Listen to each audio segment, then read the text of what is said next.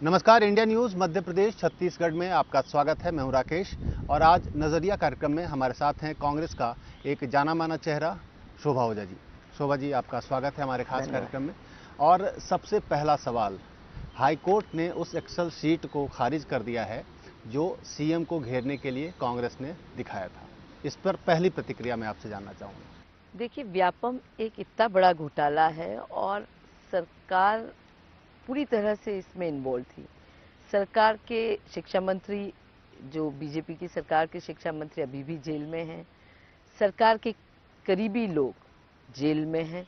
तो तमाम पूरी सरकार, मैं कह रही हूँ, जब लिप्त है, जो तमाम लोग हैं जो जेल में हैं, कहीं ना कहीं सरकार ने इसको बहुत अच्छी तरह से प्लान किया था। लोगों ने इसको बहुत अच्छी तरह से प्लान किया था। कई जाने माने लोग इसमें जेल में हैं। सुधीर शर्मा से लेकर मुख्यमंत्री के नजदीकी लोग भी जेल में हैं, मंत्री जेल में हैं पूर्व।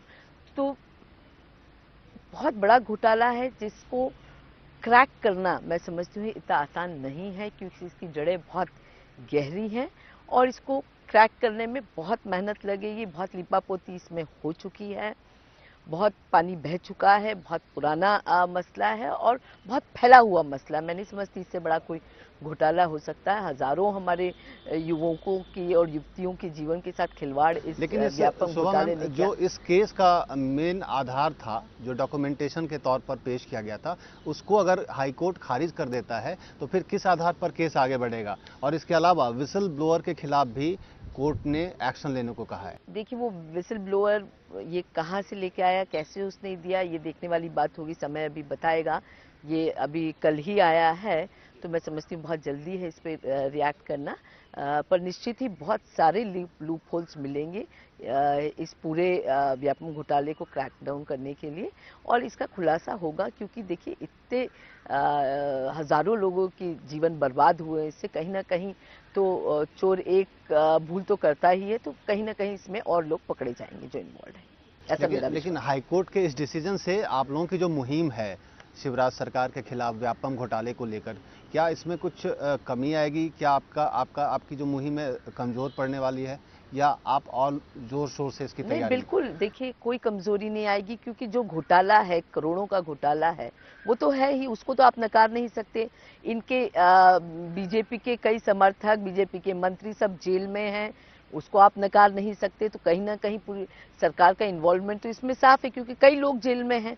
तो आने वाले दिनों में और चीजें निकल के आएंगी, जिससे पता लगेगा कि इसकी जड़ें कितनी मजबूत है। और अभी तो छोटी मछलियां अंदर है, बड़ी मछलियां बाहर है, मगरमच्छ बाहर है, वो सब अंदर जाएंगे समय रहते। लेकिन एक चीज़ और है कि मैं चुनाव के समय भी मैंने आपसे बातचीत की थी, क्या इस मुद्दे को लेकर कांग्रेस अच्छी तरह से सरकार को घेरने में विफल रही? नहीं, ये मैं नहीं मानती। देखिए, पहले व्यापम घोटाला बस मध्य प्रदेश में चर्चा का विषय था। मध्य प्रदेश में भी ढंग से चर्चा का विषय नहीं था, केवल उन लोगों में चर्चा का विषय था जो इसके पीड़ित थे, इससे पीड़ित थे। फिर ये पूरे प्रदेश में चर्चा का विषय बना। कांग्रेस ने इसको लेकर सड़कों से लेकर विधानसभा तक लड़ाई लड़ी। अभी विधायक भी भूख हड़ताल पे बैठे थे, तमाम चीजें हुई। अब ये एक राष्ट्रीय मुद्दा हो गया है। धीरे धीरे लोगों को प्रदेश के बाहर भी पता लगा कि ऐसा कोई घोटाला मध्य प्रदेश में हुआ है। और कुल मिला के जो एक छवि मुख्यमंत्री और पूरी मंत्रिमंडल की थी, वो तो पूरी तरह से नष्ट हो गई है। क्योंकि लोग जानते हैं कि अब ये वो मुख्यमंत्री है जिसके प्रदेश में इतना बड़ा घोटाला हुआ और जिन पे उन पे खुद पे भी उंगलियां उठ रही हैं। तो निश्चित ही ऐसा नहीं है। कांग्रेस ने जो लड़ाई लड़ी है, आज उसकी वजह से ये घोटाला पूरे देश में जाना जा रहा है। और दूसरे प्रदेश भी सतर्क रहेंगे। कहीं कुछ ऐसा होता है तो उनमें भी एक डर रहेगा कि नहीं, ऐसी चीजें नहीं होनी चाहिए, नहीं तो पकड़े जाएंगे। लेकिन कांग्रेस एकजुट क्यों नहीं नजर आती?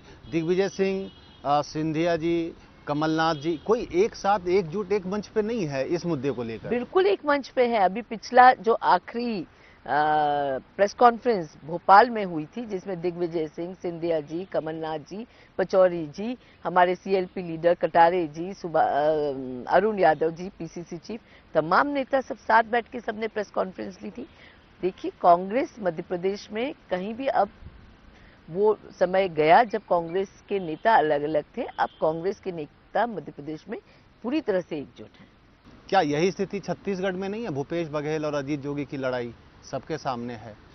वहाँ के बारे में, वहाँ पर भी कांग्रेस में आपसी खींचतान है, जिसका खामियाजा लास्ट चुनाव में भी आप लोगों को भुगतना पड़ा था। देखिए, छोटे मोटे विचार में मतभेद हो सकता है, पर जहाँ तक छत्तीसगढ़ कांग्रेस की भी बात है, छत्तीसगढ़ कांग्रेस के सभी नेता एकजुट हैं और उसका परिणाम हमें वहाँ अभी लोकल बॉडी के इलेक्शन हुए थे, नगर निगम, नगर पंचायत, नगर पालिकाओं के चुनाव होते, उसमें देखने को मिला। हम रायपुर तक जीत गए।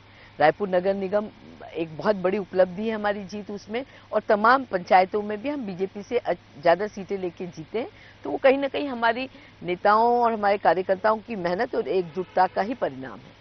मध्य प्रदेश में शिवराज और छत्तीसगढ़ में रमन सिंह, इन दोनों के मुकाबले कांग्रेस में कोई चेहरा है?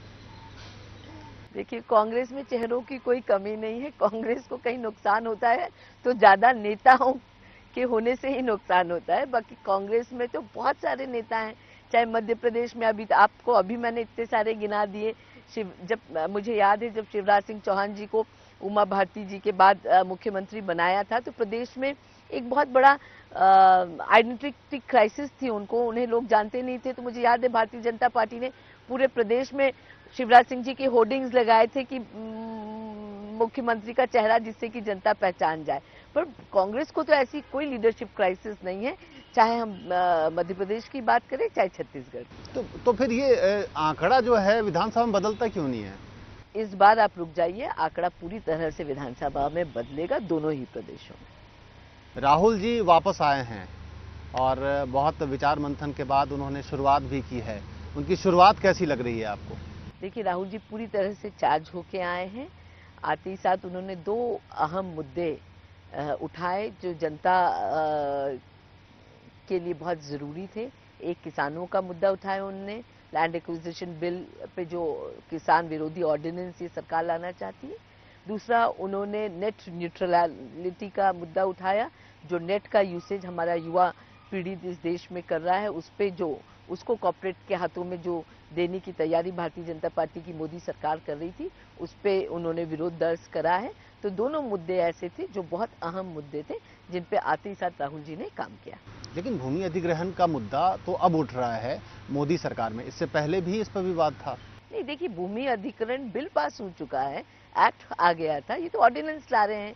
यूपीए की सरकार ने लैंड एक्विजिशन बिल पास कर दिया था और उस लैंड एक्विजिशन बिल पे 2 साल चर्चा हुई थी, जिसमें तमाम किसान संगठन, तमाम विरोधी पार्टियां, सब ने बैठ के खूब मंथन किया। तो उसके बाद ये बिल बना था जो किसान के पक्ष का था, किसान को अधिकार देता था उसकी जमीन का। जो भारतीय जनता पार्टी, इस बिल की स्टैंडिंग कमेटी की अध्यक्षा सुमित्रा महाजन जी थी, जो अब स्पीकर हैं, जिस भारतीय जनता पार्टी ने मेज थपथपा के इसको पारित किया था लोकसभा राज्यसभा में हमारे साथ, आज 11 महीने बाद वही भारतीय जनता पार्टी की मोदी सरकार इसका विरोध कर रही है और इसके विरोध में ऑर्डिनेंस लेके आती, जहां वो तमाम क्लॉज जो कि किसान के हित के थे उसको हटाना चाहती है। तो आखिर ऐसा क्या हो गया कि भारतीय जनता पार्टी जब विपक्ष में रहती वो बिल उनके को पास करने में मदद करती है, और जब सत्ता में आ जाती तो वो ऑर्डिनेंस लाके उसमें बदलाव चाहती। तो कहीं ना कहीं सरकार की मंशा, भारतीय जनता पार्टी की मंशा साफ नजर आती है कि वो किसान विरोधी और प्रो कॉर्पोरेट है। शोभा जी, बीजेपी ने कई मुद्दों पर यू टर्न लिया है, चाहे भूमि अधिग्रहण पे एफडीआई का विरोध किया, अब एफडीआई के समर्थन में है, काला धन पे उन्होंने किया, अब काला धन पे मौन है। तो सिर्फ भूमि अधिग्रहण बिल का विरोध क्यों, बाकी मुद्दों पर क्यों मौन है? क्यों, हमने तो कहा था कि काला धन लेके आए, मोदी जी ने तो कहा था 100 दिन के अंदर काला धन में ले आऊंगा। तो कहाँ है काला धन? फिर उन्होंने कहा था 15 लाख हर गरीब, हर सिटीजन, हर नागरिक के, गरीब अमीर सबके अकाउंट में पहुंच जाएंगे। चुनाव के पहले उन्होंने कहा था 100 दिन के अंदर मैं काला धन ले आऊंगा और 15 लाख रुपए सबके अकाउंट में पहुंच जाएंगे। उसके बाद अमित शाह जी ने कहा कि वो तो जुमला था, चुनावी जुमला था। तो अब काला धन तो चुनावी जुमला, खुद उन्होंने कह दिया कि चुनावी जुमला था। हमने तो आज भी कहा है कि काला धन वापस लेके आए, खुलासा करें किनके नाम है काला धन, किनके नाम पे जमा है विदेशों में। पर उस पर ये सरकार पूरी तरह से यू टर्न ले चुकी है और अब तो उसको जुमला भी बता चुकी है। जहां तक एफडीआई का मसला है, पहले ये विरोध करते थे, अब ये एफडीआई के पक्ष में है। अब पहले जो किसान लैंड एक्विजिशन बिल का इन्होंने साथ दिया था, अब उसका विरोध कर रहे हैं। तो ये तो इससे भारतीय जनता पार्टी कि मोदी सरकार की असली चेहरा जनता के सामने आ रहा है कि ये क्या है। चुनाव के पहले कुछ और बात करते हैं, चुनाव के बाद और कुछ बात करते हैं। बातचीत का सिलसिला शोभा जी हम जारी रखेंगे। वक्त हो गया है एक छोटे से ब्रेक का। ब्रेक के बाद फौरन हाजिर होते हैं। वक्त है एक ब्रेक का।